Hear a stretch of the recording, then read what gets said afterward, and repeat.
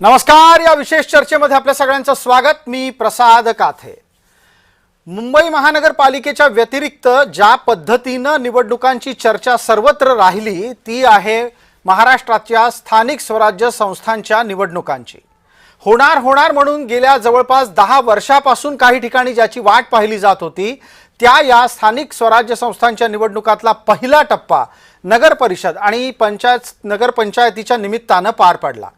याच निकालाच्या निमित्तानं एक गोष्ट अधोरेखित झाली की ज्या महायुतीला मत चोरी करून जिंकून आले आहेत म्हणून विरोधक सातत्यानं हिणवत होते ती महायुती प्रचंड बहुमतानं विजयी झालेली आहे.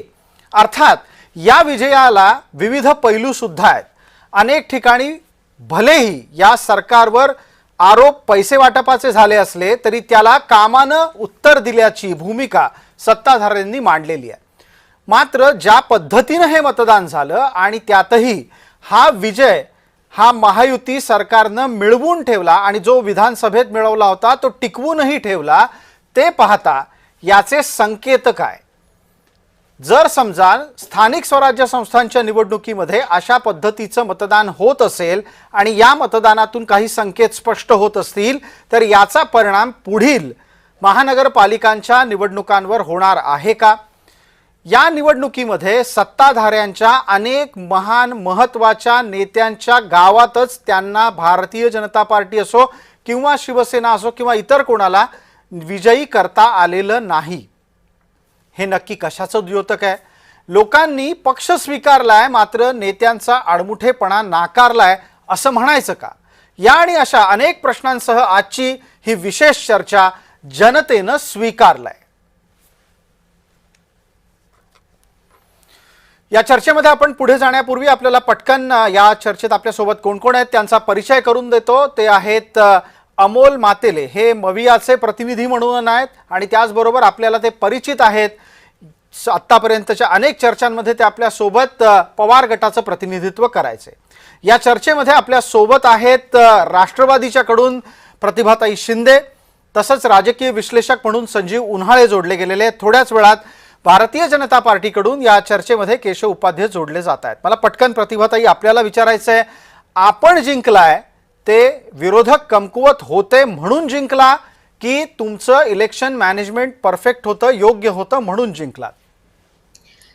तसं जर म्हटलं तर या नगरपालिका नगर परिषदेच्या निवडणुकीमध्ये विरोधक फारसे लढले नाहीत. हे जितकं खरं असलं तरी तितकंच खरं हे आहे की गेल्या 1 वर्षामध्ये महायुतीनं महाराष्ट्रामध्ये सतत जनतेच्या प्रश्नावरती काम केलेलं आहे. मग ते शहर विकासाच्या, मध्यम विकासाचे शहर, नगर विकासाचे शहर असतील तिथंही काम केलेलं आहे. आणि म्हणून हा जो काही विकास आहे, हा काही निर्णय जनतेनं दिलाय महायुतीला, हा निर्णय विकासाच्या मुद्द्यावरती आहे. जनतेनं पावती दिलेली आहे. आमचे नेते माननीय अजितदादा पवार, माननीय एकनाथ शिंदे आणि देवेंद्र फडणवीस माननीय मुख्यमंत्रीजी यांच्या विकासाच्या आणि एकत्रितपणे काम करण्याच्या याला पावती दिलेली आहे. आणि म्हणून हा विजय आमच्या कामाचा आहे. आता विरोधकांनी काम केलं की नाही केलं ते विरोधकांनाच विचारलं पाहिजे. बिलकुल आपण त्यांना विचारू, पण त्यानिमित्तानं एकदा राज्यभरात लागलेल्या निकालांचा पटापट आढावा आपण घेणार आहोत. कशा पद्धतीनं कुठं निकाल लागले आणि त्याच अनुषंगानं त्याच्यातून मिळणारे संकेत काय, ही चर्चा पुढची असेलच. पटकन आता स्क्रीनवर आपल्या समोर तपशील येतोय तो आधी पाहूयात. नगर परिषद आणि नगरपंचायत म्हणून 288 ठिकाणांपैकी भाजप 136, शिवसेना 53, राष्ट्रवादी 35 या ठिकाणी विजयी झालेली आहे. तर दुसऱ्या बाजूला काँग्रेस 31, ठाकरे गट 10 आणि पवार गट 11 ठिकाणी विजयी झालाय. जर याची बेरीज केली तर महायुती 288 पैकी 224 आणि मविया 52 ठिकाणी विजयी झाली आहे. 75% विजय हा महायुतीचा आहे. पुढचा तपशील घ्यायचा आहे. नगराध्यक्षांमध्ये 288 पैकी भाजपाचे 118 सर्वाधिक, शिवसेनेचे 54, राष्ट्रवादीचे 44 नगराध्यक्ष असतील. काँग्रेसची संख्या बघायला गेलं तर 288 पैकी काँग्रेसचे 41 नगराध्यक्ष आहेत, ठाकरे गटाचे 10 नगराध्यक्ष आहेत, पवार गटाचे 9 नगराध्यक्ष आहेत. महायुतीने 288 पैकी 216 ठिकाणी आपला नगराध्यक्ष निवडून आणलेला आहे. मवियाची संख्या अवघी 60 आहे. यानंतर आता सदस्यांच्या बाबतीत नगरसेवक म्हणून आणि पंचायत सदस्य म्हणून किती संख्या आहे? एकूण 6,859 जागांवर निवडणुका झाल्या. भारतीय जनता पार्टीनं त्यातल्या 3,318 जिंकलेल्या आहेत. शिवसेनेची संख्या पण आपल्या समोर होती. काँग्रेसमध्ये 127 आहेत, ठाकरे गटाचे 421 आहेत, पवार गटाचे 151 आहेत. आणि याची बेरीज दोन्ही बाजूची केली. महायुतीनं 6,859 पैकी 4,204 आणि मवियाचे 700 जवळपास 699 असा हा आकडा आहे. एकदा आपल्याला मी पहिल्या आकड्यामध्ये सदस्यांच्या बाबतची ही आकडेवारी दाखवणार आहे. त्यामध्ये भारतीय जनता पार्टी आणि इतर पक्षांचा तपशील समोर येतोय. भाजपा 6,859 6,859 पैकी 3,318 3,318, शिवसेना 625, राष्ट्रवादी 261. चर्चेसाठी आता आपण अमोल मातेले यांच्यापर्यंत जातोय. अमोल मातेले या चर्चेत मवियाचं प्रतिनिधित्व करतायत आणि त्याचबरोबर ते पवार गटाची भूमिकाही मांडतील. थोड्या वेळापूर्वी अमोलजी आपण ऐकलं असेल, प्रतिभा शिंदे म्हणाल्या त्या केलेल्या कामांची पावती म्हणून या निकालाकडे पाहताय. मग तुम्हाला काय म्हणून पाहायचं? तुम्ही समन्वय साधू शकला नाहीत, विसंवाद ठेवला आणि नैराश्य, या तिन्हीची ही पावती समजायची आहे का अमोलजी? नाही, असं काही नाहीये. ह्या ज्या निवडणुका होत्या ह्या नगरपंचायत आणि नगर परिषदा होत्या.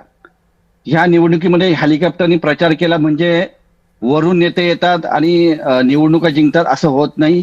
ह्या ज्या निवडणुका आहे ह्या स्थानिक पातळीवर निवडणूक चालतात. त्यामुळे स्थानिक पातळीवरचे नेतृत्व या ठिकाणी तयार झाले पाहिजे.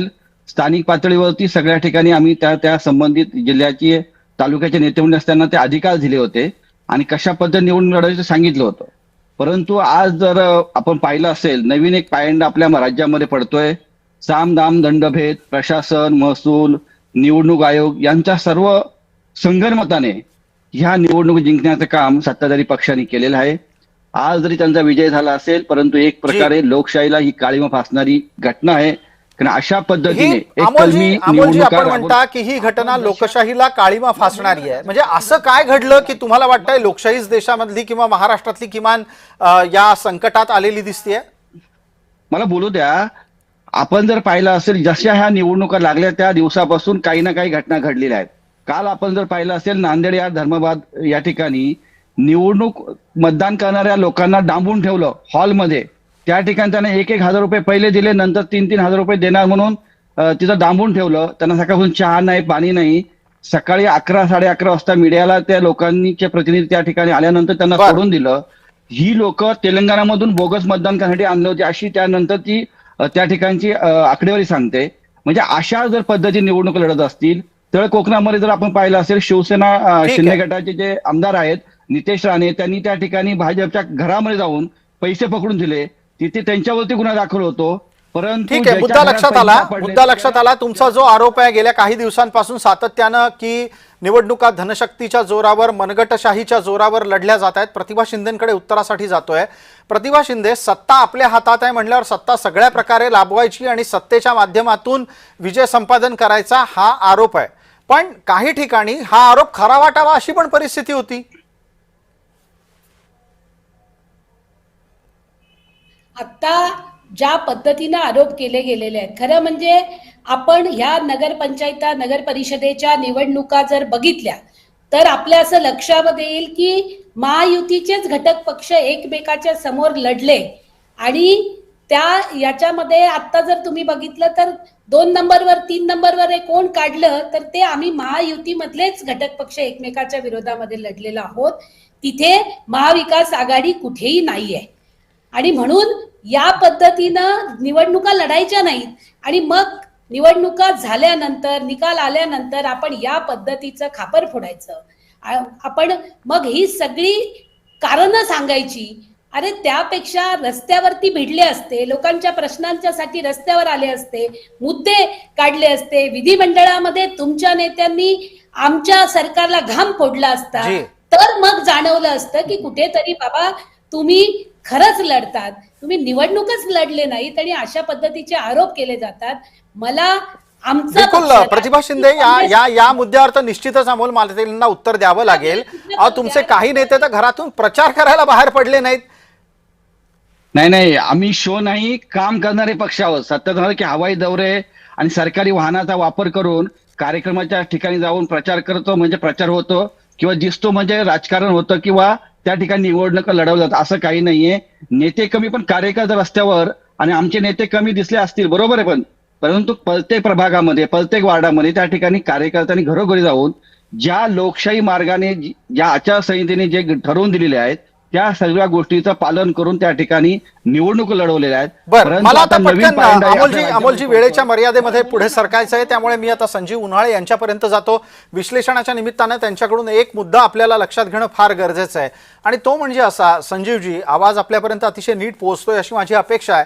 मला सांगा, आत्ताच्या घडीला निवडणूक कार्यकर्त्यांची आहे, हेलिकॉप्टरनं प्रचार केला, अमुक केलं, बळाचा वापर केला, तमुक केलं, पैसे वापरले, अशी सगळी कारणांची एक जंत्री आहे विरोधकांच्याकडे, आणि सत्ताधाऱ्यांच्याकडे काय दावे आहेत तर म्हणे आम्ही कामच करत होतो. या दोन्ही गोष्टी नजरेसमोर ठेवा. मला पटकन तुम्ही 3 गोष्टी अशा सांगा ज्या विरोधकांच्या चुकल्या. पहिली गोष्ट म्हणजे ही निवडणूक म्हणजे काय, तर सत्ताधारी लढले, सत्ताधारी पडले, 3 जण 3 वाटांनी गेले आणि निकाल लागताच महायुतीमध्ये आले. म्हणजे एक मुळ असं आहे की महायुती असा शब्द मोठा आहे, हे 3 जण स्वतःहूनच लढले. विरोधी पक्षाचा तिथे काही फार मोठा म्हणजे पत्ता नव्हताच फारसा, कारण ह्या निवडणुका कार्यकर्त्यांनी लढल्या. आता कार्यकर्ता म्हणजे कोण, कंत्राटदार झाला कार्यकर्ता, आणि कार्यकर्ता आपला जो आहे तो सतत उचलतोय. या पद्धतीने ह्या निवडणुका लढल्या गेलेल्या आहेत. मग संजीव उन्हाळेजी, तुम्ही जेव्हा म्हणता असं की कंत्राटदार कार्यकर्ते झाले, हे तर सगळ्या पक्षात झालं आणि सत्ताधाऱ्यांमध्ये सर्वाधिक झालंय. पैसा हा या निवडणुकीचा मध्यबिंदू होता, मध्यवर्ती बिंदू होता. आणि दुसरं असं आहे की विकास विकास विकास असं म्हटलं जातं 14 वर्षापासून, 12 वर्षापासून, 15 वर्षापासून काय ते, पण विकास विकास म्हणजे शहर भकास. आज तुम्ही पहा शहरांची परिस्थिती काय ती. त्या नगरपालिका आणि नगर परिषदांच्या परिस्थितीचं विवेचन त्या निवडणुकीमध्ये विरोधी पक्षाने का असेना किंवा सत्ताधारी पक्षाने असेना काही केलं का कधी वर्णन.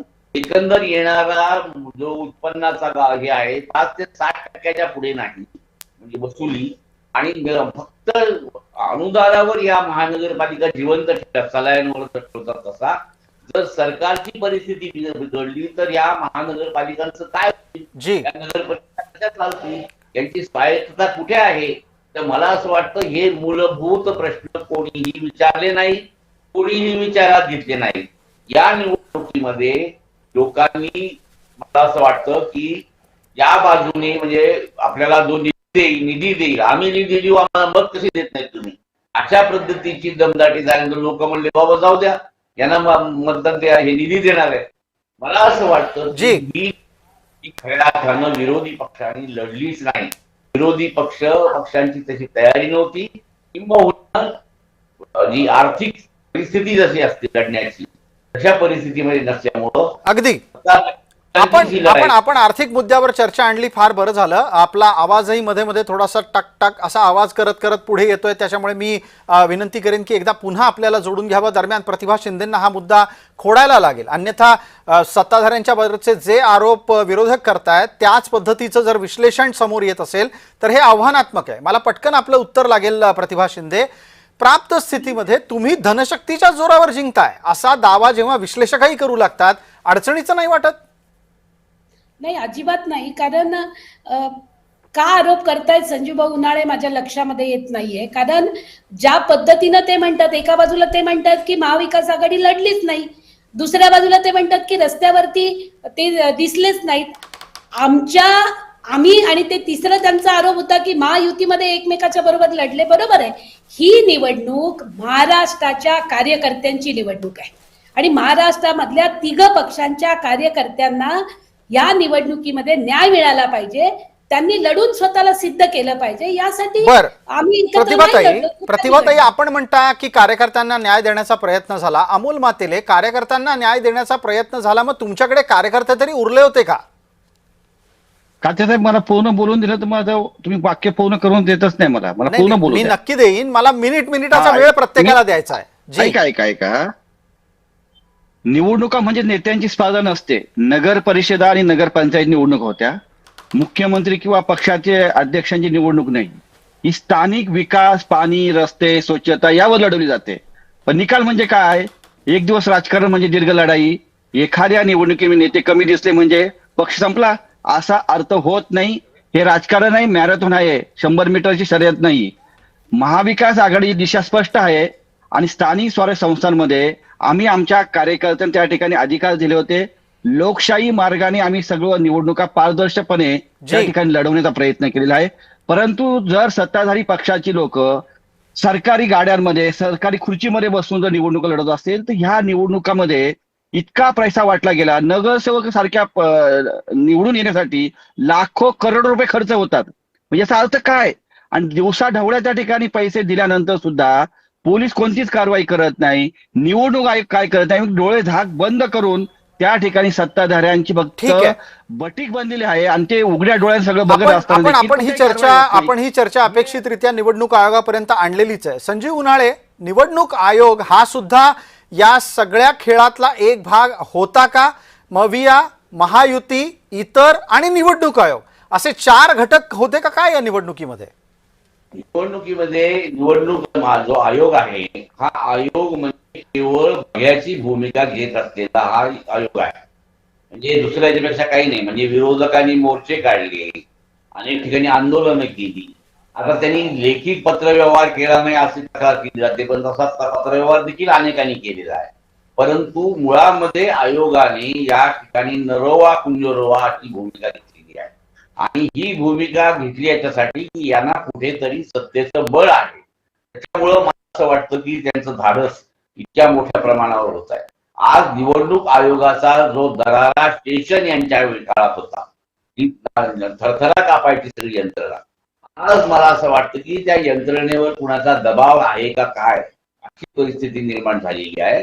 आणि निवडणूक आयोग यांची जर थोडीशी भूमिका कणखर घेतली तर निवडणुकीच्या सर्कलमध्ये त्या याच्यामध्ये जे पैसे वाटत. संजीवजी, आपण म्हणताय निवडणूक आयोग हा निष्पक्ष नव्हता, किंबहुना त्यानं विरोधकांच्या तक्रारींकडे दुर्लक्ष करण्याची भूमिकाच घेतली आणि नेमक्या याच मुद्द्याच्या वेळेला आपल्यासोबत भारतीय जनता पार्टीचे राज्याचे मुख्य प्रवक्ता केशव उपाध्ये जोडले गेले आहेत. केशवराव, स्वागत आणि धन्यवाद. आपण आलात स्टुडिओमध्ये. मुद्द्यावर आपण याच बोलायला हवं. मुद्दा कोणता आहे? निवडणूक आयोगाची भूमिका निवडणुकीमध्ये पक्षपाती राहिली हे निरीक्षण आहे, राजकीय विश्लेषकाचं निरीक्षण आहे. हा विरोधकांचा आरोप असता तर आपण समजू शकलो असतो. तुमच्याकडे याचं उत्तर आहे का, की निवडणूक आयोग तुमच्या मदतीलाच उतरला होता जणू काही? मला असं वाटतं की एकतर निवडणूक आयोग, खरं तर निवडणूक आयोगाने याबद्दलचं उत्तर द्यायला हवं. प्रत्येकाला आक्षेप घेण्याचा अधिकार आहे. त्यामुळे राजकीय विश्लेषक आणि म्हणजे मी तर राजकीय पक्षाच्या प्रतिनिधींनी आक्षेप घेणं मी समजू शकतो, पण राजकीय विश्लेषकांच्या भूमिकेत असताना थोडंसुद्धा आपण एक तटस्थ खरंच आपण आहोत का याचं भान खरं तर इतक्या ज्येष्ठ व्यक्तींनी ठेवलं पाहिजे. ज्या निवडणूक आयोगाबद्दल आक्षेप तुम्ही आज घेताय, खरं म्हणजे काय यापूर्वीची अवस्था होती महाराष्ट्रामध्ये, काय देशातली परिस्थिती लक्षात घ्या. थेट निवडणूक आयोगातून रिटायर झालेला माणूस मंत्री व्हायचा, किंवा ज्यांच्याबद्दल आपण अत्यंत आदराने बोलतो की ज्यांनी निवडणूक आयोगामध्ये मोठी शिस्त आणली, बाकी सगळ्या गोष्टी केल्या, शेषनसारखे त्यांनी ते काँग्रेसमध्ये जाऊन डायरेक्ट केलं होतं. अहमदाबादच्या अडवाणींच्या विरोधामध्ये निवडणूक लढवली होती, हे आपण विसरतो का? तिसरं म्हणजे किती पारदर्शक याच्यापूर्वी निवडणूक आयोग होता, ह्याची मी किती उदाहरणं देऊ. याला पारदर्शकता तुम्ही म्हणणार आहात का? कशा पद्धतीने निवडणूक आयुक्त नेमले जायचे, हे कसे होते? बरं, पुढचा मुद्दा, निवडणूक याद्या, मतदार याद्या निर्दोष झाल्या पाहिजेत, हे सगळ्यांचं एक मताचं मत आहे. चला मुद्द्यावरती आपण चर्चा करू. 5 नोव्हेंबर, प्रसाद ऐकून घ्या, 5 नोव्हेंबरला मुंबई महापालिकेची यादी प्रकाशित झाली. मला सांगा किती ज्यांनी मोर्चा काढला मुंबईमध्ये, प्रचंड मोठा मोर्चा काढला, असं म्हटलं गेलं मोठा मोर्चा म्हणून त्याला, त्या मोर्चा ते वातावरण केलं गेलं, त्यांनी किती जणांनी आक्षेप नोंदवला, गंभीरपणे लेखी आक्षेप नोंदवला मतदार याद्यातल्या गडबड गोंधळाबद्दल? तुम्ही शोधून काढा. उत्तर नकारात्मक आहे. त्यामुळे वातावरण तयार करायचं आणि दुर्दैवाने तटस्थतेचा राजकीय विश्लेषकाचा आव आणणारे सुद्धा त्यामध्ये वाहवत जातात, हे सगळ्यात मोठं दुर्दैवाची गोष्ट आहे. पण निवडणूक आयोग तुमच्या मदतीला होता का नव्हता? आमच्या मदतीला प्रश्नच कुठे येतो? प्रश्न असा आहे की जी वस्तुस्थिती आहे ती तुम्ही स्वीकारणार की नाही. आज देवेंद्रजींनी सांगितलं आमचा हे एक मताने हरला, आमचा एक नगराध्यक्ष जी. बॅलेटच्या मध्ये. आज आम्ही रडत नाही बसलो ना. प्रश्न असा आहे की मतदार याद्याच्या निर्दोष करण्याबद्दल आग्रह किंवा SR, त्यासाठी तर SR ज्या निवडणूक आणली तर विरोध कोणी केला? याच काँग्रेसने केला बिहारमध्ये. आज देशामध्ये SR सुरू झालं त्यावेळी सुप्रीम कोर्टात कोण गेलं? हेच महाविकास आणि इंडिया आघाडीचे घटक पक्ष गेले. जी. त्यामुळे मतदार यादी निर्दोष हवी आहे का? ती करायची नाही. त्यांना फक्त आरडाओरडा करायचा आहे, कारण आपलं अपयश लपवायचं आहे. एक लक्ष प्रसाद, फक्त शेवट, मी सुरुवातीला आलोय म्हणजे बराच उशीर आलोय म्हणून. मुळात असं आहे की एक लक्षात घेतलं पाहिजे प्रसाद, की पराभवाचं प्रामाणिक विश्लेषण. माझा पुढचा मुद्दा आहे, जे काही 5, 10, 25 निवडून आलेले आहेत या ठिकाणी, काँग्रेसचे 25 आलेत, दोन्ही त्याचे 10 आलेत निवडून, ही सुद्धा मतचोरीमुळे निवडून आलेत का याच्यामध्ये? का ते लोकशाहीचा विजय म्हणून आलेत? यांचा ढोंगीपणा असा आहे की आमचे जे निवडून आलेले आहेत सगळे जे काही आता आलेत ते लोकशाहीचा विजय म्हणून आलेले आहेत, आणि भाजपचे जे आलेत ते मात्र निवडणूक आयोगाच्या मदतीने आलेले आहेत. हा ढोंगीपणा आहे. तो ढोंगीपणाला जनता सुद्धा कंटाळली आहे. तुम्ही खरे मुद्दे मांडा. मला अमोल मातेलेंपर्यंत पोहोचायचं आहे, आणि अमोल मातेले आत्ताच्या घडीला तरी किमान या क्षणापर्यंत 6:30 होत आलेले आहेत. सुदैवानं कुणीही मवियाने असं म्हटलेलं नाहीये की प्राप्त स्थितीमध्ये झालेला विजय हा मतचोरीनं झालेला आहे. भविष्यात तुम्ही काय भूमिका घेऊ शकता हा नंतरचा मुद्दा आहे, पण किमान आपल्या पराभवाचं स्वतः विश्लेषण कराल का, आणि ते विश्लेषण निष्पक्ष असेल का? अमोल मातेले. हे पहा, आम्ही हा पराभव मानत नाही. कोणताही राजकीय पक्ष निवडणुकीमध्ये कमी जागा जिंकला किंवा कमी जागा निवडून आले म्हणजे पराभव होतो असं नाही. सातत्य असणं गरजेचं असतं. जनतेमध्ये जाऊन काम करण्याची तुमची निष्ठा असावी लागते. आणि ही जी निवडणूक आहे, मी वारंवार सांगतो की स्थानिक पातळीवर निवडणूक झालेली आहे. आमचे जे पदाधिकारी होते, कार्यकर्ते, तालुका पातळीवर असतील, जिल्हा पातळीवर असतील, त्यांना ते आम्ही अधिकार पूर्वीपासूनच दिले होते. आणि आमची आत्ताचीच परंपरा नाही. आम्ही पक्ष स्थापन केल्यापासून आम्ही स्थानिक स्वराज्य संस्थांच्या निवडणुकीमध्ये ते त्या ठिकाणच्या लोकांना अधिकार दिलेले असतात. ते त्या पद्धतीने निवडणूक लढवतात.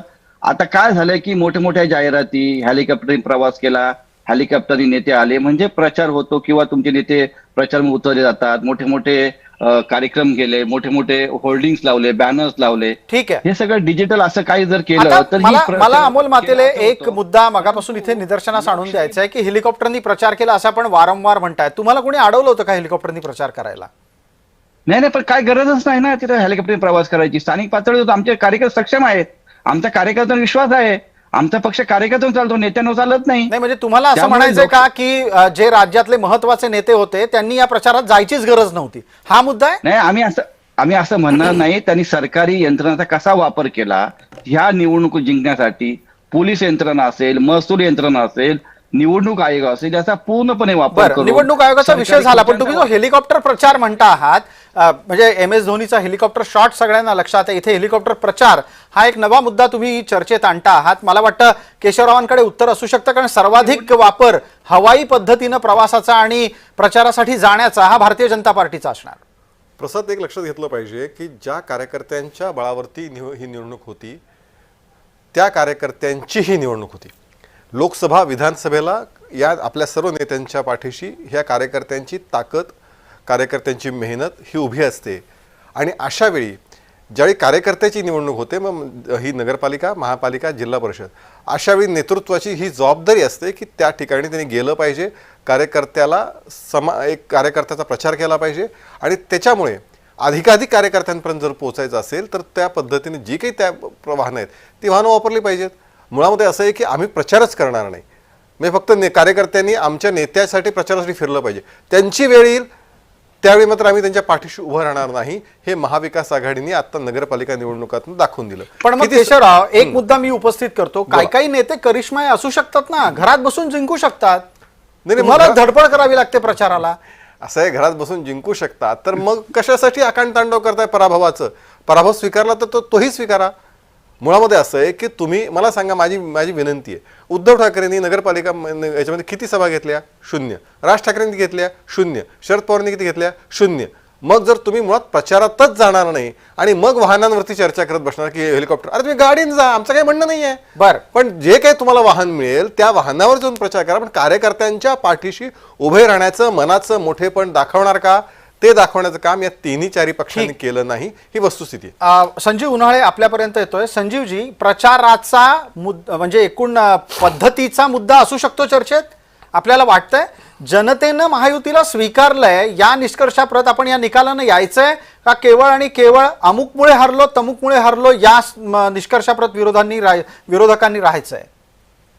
या ठिकाणी केशव उपाध्ये जो मुद्दा सांगतायत की विरोधी पक्षांनी प्रचारच केला, हेलिकॉप्टर साध्या गाडीतून सुद्धा कोणी प्रचाराला आलं नाही, साधं भाषण कुठे झालं नाही. सुप्रिया सुळे असो, शरद पवार असो, उद्धव ठाकरे असो, कोणी असो, मवी आघाडीमधले जे कोण होते नेते ते ना त्यांचा प्रचार झाला ना त्यांच्या सभा झाल्या, फक्त तिकीट वाटण्यात आली आणि सांगितलं तुम्ही त्या तुलनेमध्ये एवढं करूनही काँग्रेसला जे यश मिळालं हे मला असं वाटतं बऱ्यापैकी आहे, कारण हा पक्ष आपोआप चालणार आहे आणि विदर्भामध्ये देखील त्यांनी बऱ्यापैकी जागा घेतल्या.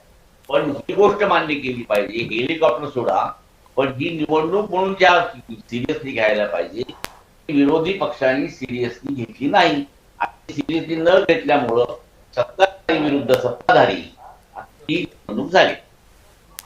संजीव उन्हाळे यांच्या या निरीक्षणानंतर आपल्याला वेळमर्यादेची एक छोटीशी आठवण करून देतो आणि पटकन प्रतिभाताई शिंदे यांच्यापर्यंत पोहोचतो. प्रतिभाताई शिंदे आणि केशव उपाध्ये दोघांनाही चर्चेच्या शेवटच्या टप्प्यामध्ये हा प्रश्न आहे की या निकालानं तुम्ही आता काय शिकणार आणि पुढे काय करणार? अमोल मातेलेंपर्यंतही हा प्रश्न घेऊन जाईनच, पण आधी सत्ताधाऱ्यांकडून ऐकूया. सगळ्यात पहिल्यांदा एक लक्षात बरं ठीक आहे, प्रतिभाताईने बोलू. जी प्रतिभाताई आधी आहेत, केशवराव आपण त्यानंतर. Yes yes. या निकालानं आम्ही हे शिकलोय की काम केलं तर विजय मिळतो. तुम्ही वर्षभर काम करा, जनतेचे प्रश्न जाऊन सोडवा. तुम्ही नीट नगर परिषद नगर पंचायतीचे मुद्दे काय असतात, नागरीकरणाचे काय मुद्दे असतात आणि ते कसे जनतेपर्यंत पोहोचवायचे आणि त्याचा सतत वर्षभर काम करायचं केलं की लोक तुम्हाला निवडून देतात. नंबर 1. नंबर 2, तुमच्याच साठी लढलेला, तुमच्यासाठी कायम झगडत असणाऱ्या कार्यकर्त्याला बळ देण्याचं काम तुम्ही केलं की तुम्हाला यश येतं. हे दुसरी गोष्ट आम्ही शिकलेलो आहोत. आणि बाकी जे काही आहे त्याचा आत्ताच निकाल आलेले आहेत, सगळं विश्लेषण बघू आणि त्याच्यानंतर तिघही पक्षाचे नेते एकत्र बसतील आणि त्याच्या पुढची रणनीती ठरवतील. पण महाराष्ट्रातल्या जनतेनं हा स्थानिक स्वराज्य संस्थेचा लोक उत्सव जो आहे मतदानात पार पडला. सगळ्यांना बिलकुल. मला केशवरावांपर्यंत आता पुढच्या मुद्द्यानिमित्तानं जायचंय. केशवराव, वेळेची मर्यादा आहे, आपण पटकन सौम्य वेळेमध्ये उत्तर द्यावं. प्रश्न इथे असा उपस्थित राहतोय की आत्ताच्या घडीला आपण जेव्हा निकाल पाहतो तेव्हा ताटातलं वाटीत, वाटीतलं ताटात झालंय. असं आहे की महापालिका 2-3 गोष्टी प्रामुख्याने म्हणल्या पाहिजेत. मी केवळ भारतीय जनता पार्टीचा केवळ नाही तर मी खरं तर विरोधकांना हा सल्ला देऊ इच्छितो की भारतीय जनता पार्टी काय शिकली तर विकासाच्या मुद्द्यावरती जे आम्ही नेहमी सातत्याने भूमिका मांडतो, या निवडणुकीतही विकासाच्या मुद्द्यावरती जनता निवडून देऊ शकते. त्यामुळे नकारात्मकतेच्या जो विरोधकांचा एक कलमी कार्यक्रम आहे, नकारात्मकता रडगाणं, त्यातून बाहेर पडा आणि जनतेच्या प्रश्नांना खरंच काय करण्याचा करता तर पहा. आमच्या पुरता निर्णय आम्ही विकासाच्या प्रश्नावरती भूमिका घेऊन मांडली आणि ती जिंकली. एक. दुसरं असं आहे की नगरपालिका निवडणुका किंवा महानगरपालिकातही सुरुवातीला आमचा प्रयत्न होता. 1 मिनिट संपव, तुमचं उत्तर देतो. आणि महानगरपालिकेतही निर्णय आम्ही केला आहे की एकत्रित लढायचा. त्यामुळे ताटातलं ताटातच राहावं, ताटातलं वाटीत किंवा वाटीतलं ताटात घेण्याचा प्रयत्न होऊ नये. पण शेवटी कार्यकर्त्यांची निवडणूक आहे, कार्यकर्ते मोठ्या संख्येने सर्वांकडे आणि प्रत्येक कार्यकर्त्याचं वाटणे की आपण लढलं पाहिजे. त्यामुळे त्यातून काही नगरपालिकांमध्ये आम्ही वेगळे लढलो, काही गोष्टी घडल्या काही ठिकाणी, पण त्याच्या पलीकडे जाऊन राज्याच्या विकासासाठी आम्ही एकत्र आहोत आणि पुढे एकत्र राहू. अगदी पटकन मिनिटभराचा वेळ उरलाय. अमोल मातेले, विरोधक म्हणून तुम्ही काही शिकलात का निकालातून? नाही, आम्ही शिकण्याची आवश्यकता यादी कोणी सांगायची गरज नाहीये. आमची काय तयारी होती, आम्हाला काय अपेक्षित होतं हे आम्ही सगळं ठरवून केलं होतं. आम्हाला काही माहित नव्हतं असं काही नाहीये. परंतु आज जर आपण पाहिलं शासकीय यंत्रणांचा गैरवापर, पैसे वाटतात, एका मताला 10-10, 11-11 हजार रुपये वाटत असतील तर त्या पुढे आम्ही जाऊ शकत नाही. कार्यकर्ते एवढे पैसे नाहीये. सत्ताधारी पैसे कुठून आणतात, काळ्या बाजाराचे पैसे कसे केले जातात, आपण हे काल टीव्ही चॅनल वाहिन्यावर पाहिलेलं आहे. जशा नगर परिषदा नगरपंचायत निवडणुका लागू झाल्या त्या दिवसापासून पैशाचा पाऊस पडलेला आहे. कोकणामध्ये मी नितेश राणे यांचं उदाहरण दिलं, त्या ठिकाणी त्यांनी भारतीय जनता पार्टीच्या कार्यकर्ते घरामध्ये पैसे पकडले, त्यांच्यावर गुन्हा दाखल झाला. तुम्ही करणार काय? तुम्ही करणार काय? कारण तुम्ही जे मुद्दा मांडता आहात तो झालाय यापूर्वी चर्चेत. तुम्ही आता पुढे काय करणार आहात? हे सगळे सत्ताधाऱ्यांबरोबर असल्यामुळे कशा निवडणुका जिंकणार सांगा ना. महायुतीवरती आणि त्याच्यामधूनच मार्ग काढत राहणार की आणि आपलं स्वतःची भलावण ताई करत मला बोलू राहणार? द्या ताई, माझं पूर्ण होऊ द्या ना, मध्ये बोलू नका ताई. मातेलेजी, तुम्ही- मी वेळ दिला होता आपल्याला. आपण काय करणार आहात ते सांगा. काय झालं हे तर आपण जवळपास अर्धा तास चर्चा करतोच आहोत. नाही नाही, काय करणार म्हणजे? तुम्ही आता भविष्यात जिंकण्यासाठी काय करणार आहात? आता आम्ही जिंकणार ना, आम्ही लोकांपर्यंत जाणार, लोकांपर्यंत कामं करणार, लोकांमध्ये जाणार, लोकांमध्ये आम्ही आमची भूमिका मांडणार, सत्ताधारी कसा दुरुपयोग करतो हे देखील सांगणार. पोलिसांकडे गेल्यानंतर कोणती तक्रार नोंदवली जात नाही, शासकीय यंत्रणा कोणती कामं करत जी. नाही, निवडणूक आयोग त्या ठिकाणी काही कारवाई करत नाही, हे सगळ्या लोकांमध्ये अवेअरनेस करावं लागेल, लोकांना अगदी, जागृत अगदी. करावं लागेल की ह्या ज्या निवडणुका आहे फक्त पैशाने जिंकल्या गेलेल्या आहेत आणि अशा पैशाने निवडणूक आहे. जिंकल्यानंतर विकास होत नाही, फक्त विकासाची गप्पा मारतात. विकास असं काही होत नाही. ठीक आहे, आपण सगळे या चर्चेत जोडले गेलेले आहात. आपण असेच जोडलेले राहा. आपण पुढच्या टप्प्यामध्ये थोड्याच वेळात प्रवेश करतोय. दरम्यान आत्ताच्या घडीला तरी किमान विरोधक हे मान्य करतायत की त्यांना जनतेमध्ये जायला हवं. घरात बसून निवडणुका जिंकण्याचा करिश्मा प्रत्येकाकडेच नसतो आणि तसं पाहायला गेलं तर घरात बसून निवडणुका जिंकताही येत नाहीत. त्यामुळे तुर्तास मेहनत घ्यायला लागणार आहे. विरोधकांनी ती घ्यायची आहे, पण दुसऱ्या बाजूला जिंकलोय म्हणून मातूनही चालणार नाही, उतणार नाही, मातणार नाही, घेतला बसा टाकणार नाही, ही म्हण किमान सत्ताधाऱ्यांनी लक्षात ठेवावी ही अपेक्षा. या चर्चेच्या या भागात तुर्तास इतकंच. आपण पहा फक्त जय महाराष्ट्र.